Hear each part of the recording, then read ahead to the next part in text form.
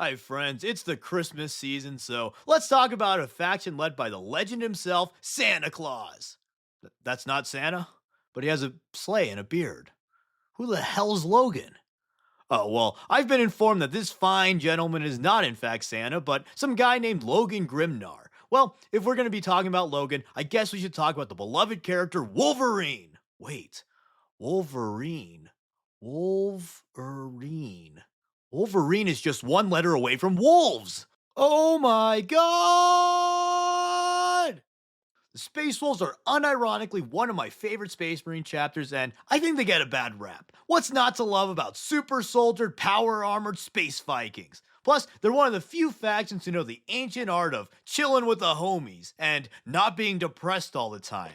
The Space Wolves are the 6th Legion and were known as the Rout before meeting their Primarch Leman Russ. Their first aspirants were made up of Terran tribesmen. Their barbaric instincts were only amplified by the Space Marine augmentations. As such, the Emperor isolated the Legion until they were needed. So then, sometime later, the Emperor sent the Legion to the world of Delsvan, where they proved their mettle, and by mettle, I mean the fact that they're extremely super scary, brutal savages. And this is where they earned their moniker of the Rout, since their appearance would make the enemies, you guessed it, rout. These early Marines would kill absolutely everyone and everything they came across, and additionally, in the early years of the Crusade, they remained a relatively small legion. These two factors meant that they often worked as an auxiliary shock assault force to the other legions and came to represent the Emperor's wrath before meeting Daddy Russ. But, speaking of Daddy Russ, the Legion was reunited with their Gene Father after the Emperor heard legends of a legendary Wolf King and said, "Oh, well, only a son of mine would be so badass." And so he went to the icy death world of Fenris. On Fenris, the Emperor was challenged by the Wolf King to a fun little competition. Leman Russ beat the Emperor in a drinking and eating contest, but got his ass kicked in the third challenge. An ass kick. I almost said ass eating contest, holy shit. But then got his ass kicked in the third challenge. An ass kicking challenge. After being beaten for the first time ever, Leman swore loyalty to the Emperor as he realized that the Emperor was truly his father.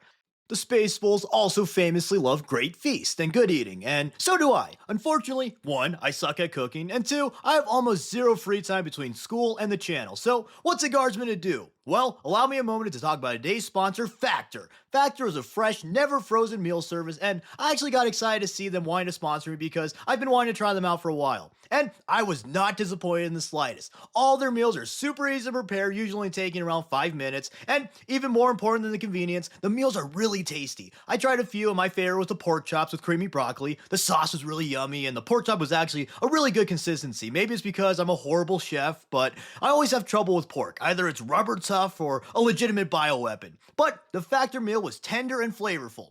Every Factor meal is prepared by professional chefs and is dietitian approved. You can choose from a diverse weekly menu of 35 meal options fitting a number of diet plans, or even get a bit fancy with some gourmet style. So alleviate the stress and hassle of cooking, forget the chaotic grocery shopping, skip the ever more expensive fast food options, and get a delectable meal delivered straight to your door. Head to factor75.com or click the link below and use code 50CRACKDUCK to get 50% off plus free shipping on your first Factor box. That's code 50CRACKDUCK at factor.com to get 50% off plus free shipping on your first box. Thank you, Factor, for sponsoring this video and feeding this little guardsman. So anyways, Leman was the second Primarch that the Emperor reunited with, and he was arguably the most loyal of them all. So with Leman's dogged loyalty and his legion's violent reputation, the Space Wolves became the Emperor's Executioners, which is a really badass title. Also, Horus was the first son discovered, and Leman was the second. Horus had the Luna Wolves, and Leman had the Space Wolves. So this of course leads to the obvious conclusion that the Emperor planned to name all of the Legion's wolf names, and he thought it would be totally the coolest thing ever because then he and his sons, they'd be assembled and they'd be the Wolf Pack, and he probably came up with a ton of wolf phrases like wolf out or I don't know, wolf power. But then Malgador thought that the Emperor was a furry based on these plans, and King shamed him out of his idea. But anyways, the Space Wolves proved to be a very accomplished legion, is what I would say if they didn't actually kind of suck in 30k. The Wolves were a pretty small legion due to Russ's gene seed being really unstable and because Fenris is such a harsh recruiting world, and this of course limited their power. And on top of that, they didn't really accomplish much in the heresy on a big scale. Of course, they brought a lot of worlds into compliance like literally every other legion, but they weren't too notable for that. Additionally, by the time of the Siege of Terra, their numbers were so whittled down that they couldn't really do much other than help the other chapters. Even arguably one of their biggest wins was kind of a loss, other than some lore lightly alluding to the wolves killing the lost legions and kind of weakening Horus's forces before the Siege of Terra. Their only major victory was Prospero. In the Siege of Prospero, the relatively small Space Wolf Legion ended up ravaging the seemingly more powerful Thousand Sons. But the whole Prospero thing was a trick by Mr. Horus Heresy to do some heresying by exploiting Lehman's hate for Psychers. Russ busting Magnus's back caused him to turn traitor, which was a huge loss for the Imperium. However, to be honest, I really do think this is just bad writing. The idea of the Space Wolves is way cooler than how they're portrayed here. Plus, they're way different in 40k and also a lot better written in my opinion. Canonically, the wolves act like dumb morons and savages so that people underestimate them and don't want to associate with them. But under this guise, they're actually quite capable and cunning, which serves their executioner role really well since enemies don't know their true strength. However, some of the writers just make them literal actual morons and fail to depict their hidden brutal cunning. No, this isn't your video.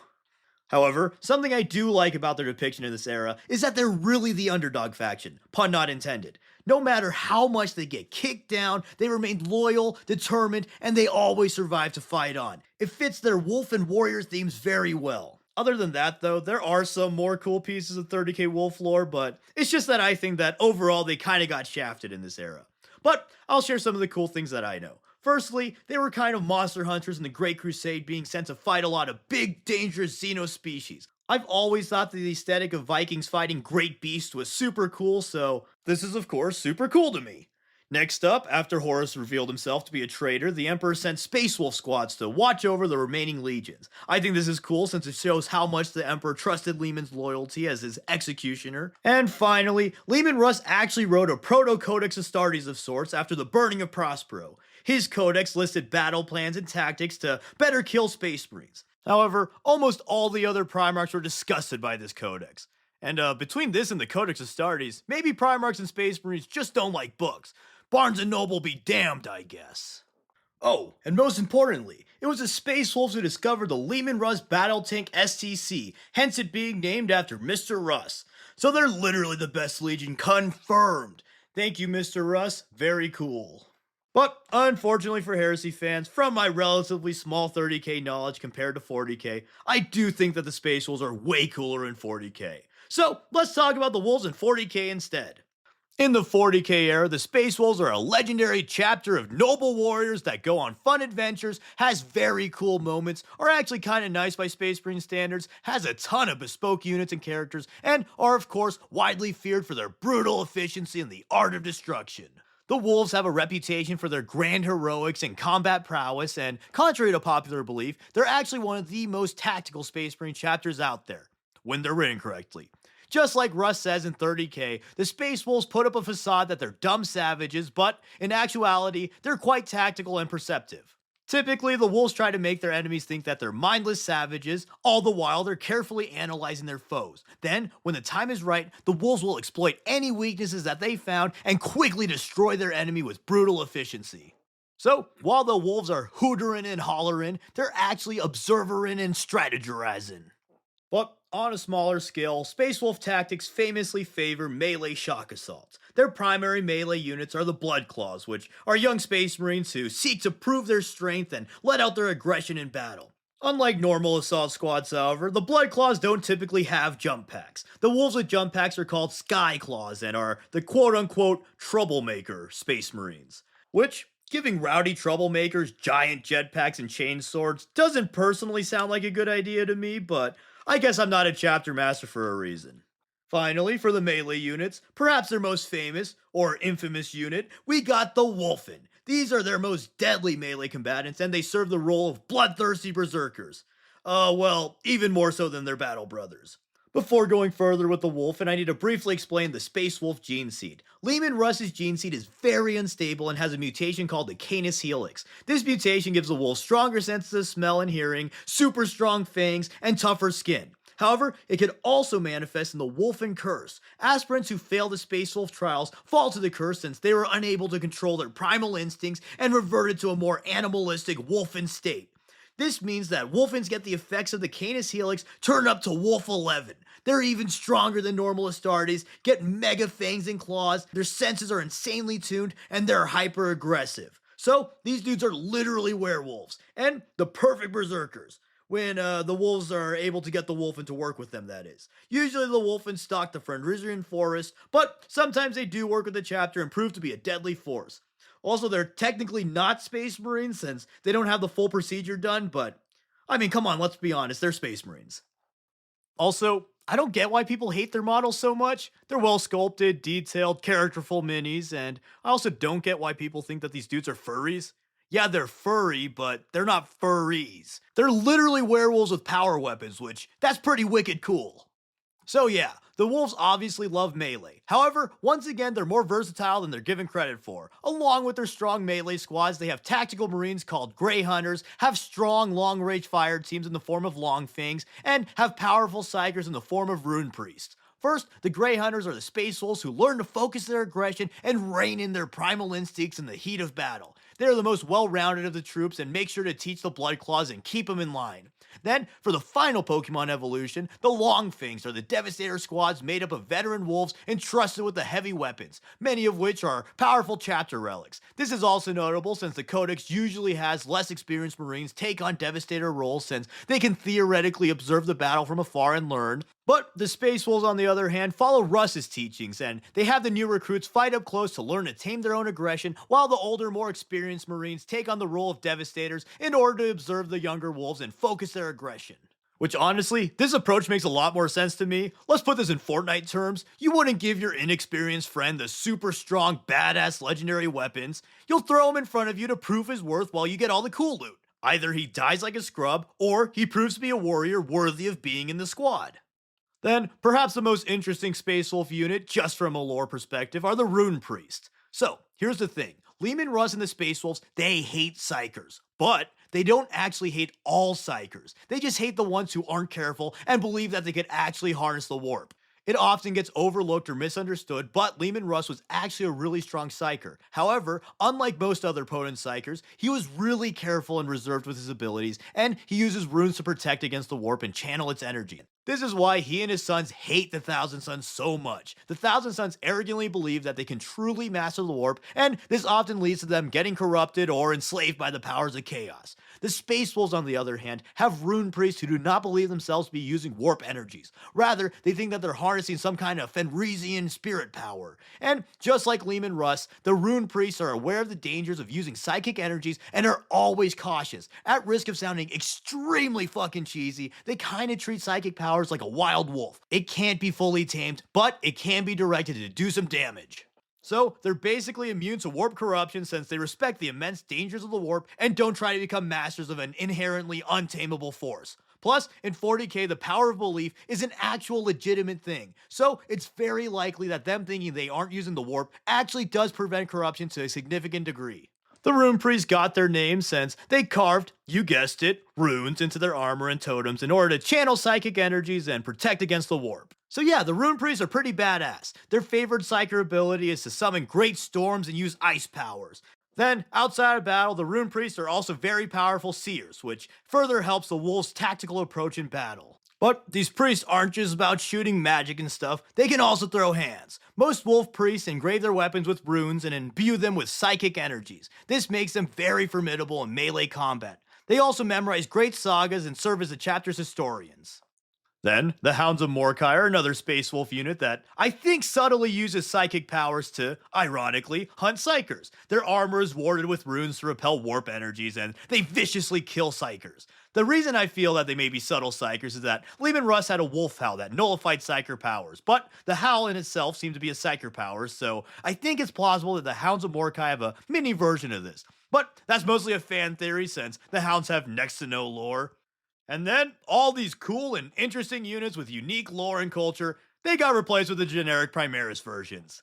But speaking of culture, let's touch on that a bit since it's one of the main reasons I like the Space Wolves. Like I said in the beginning, the Space Wolves are one of the few factions just down to chill. Pun intended. They're based on pop culture Vikings, so they often throw great feasts, hunt monsters on Fenris, and love to crack cold ones with the boys. Once again, pun intended. The wolves literally specially made a beer that can actually get Astartes drunk. Which, if you know anything about Space Marine physiology, that's quite the feat. Along with being party animals, that being the third intentional pun, the Space Wolves love storytelling and are actually more human than most Marines since they're recruited relatively late. This means that they're close with the Fenrisian people, like to crack jokes and pull pranks, Lucas the Trickster being one of the best characters ever, and they have an honest to god in-lore fart joke. Absolute cinema. Another thing that makes me really respect the chapter is that in 40k, they really fit into the honorable protector of humanity role. Before disappearing into the warp, Lehman Russ reformed his chapter to not only be total bloodthirsty murderers, but to also be more noble in defending the Imperium and its people, as that's what the Emperor would want. So, in the current times, the Space Wolves actually often do whatever they can to try and save people when they're able to, kind of like the Salamanders. Where they differ, though, is that the Salamanders value all human life, whereas the Space Wolves specifically value people who have the fighting spirit and are true warriors. Fenrisian culture does not tolerate weakness. As such, the Space Wolves usually value and protect the lives of warriors above all else. This is why after the War for Armageddon, they were so appalled by the Inquisition wanting to wipe out the Guardsmen who stood up to an Armageddon-level invasion. But finally, for their culture, here's a really cool factoid. Space Wolf aspirants are chosen by Wolf Priest Watchers after they prove themselves in battle, and many of these young warriors actually died, but were revived to partake in the aspirant trials. So, the Space Wolves believe that in order to become an Astartes, their human self died, and they were reborn as a Space Marine to do glorious battle in Valhalla, which is just totally badass. Oh, and they also call the Emperor the Allfather, which, that's pretty neat. The Space Wolves also have a ton of characters, so many that I won't even touch on them that much here since I don't want this video to be an hour long.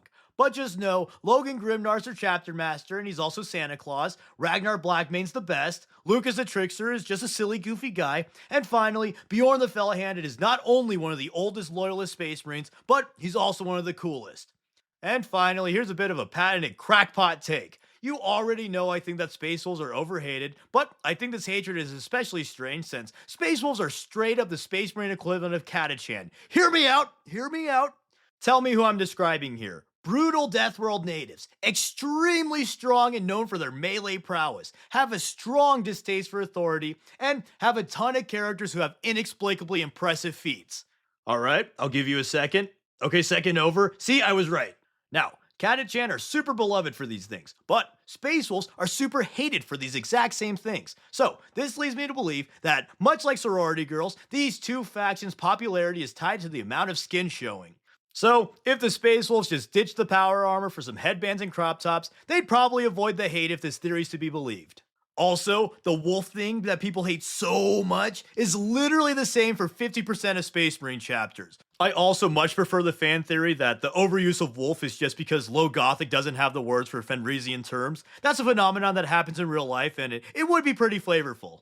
But with that, that's the Space Wolves. And I really like this chapter. I truly believe that they are the most overhated faction, even more so than the Ultramarines or the Tau. Crazy, I know. It's true that they sometimes get a disproportionate amount of attention and can sometimes be stupid or cringe, but I think that's more of a writer's issue than anything, and their core traits are really cool to me. Noble space Vikings who are sometimes down to clown and occasionally fight alongside werewolves is pretty dang cool to me.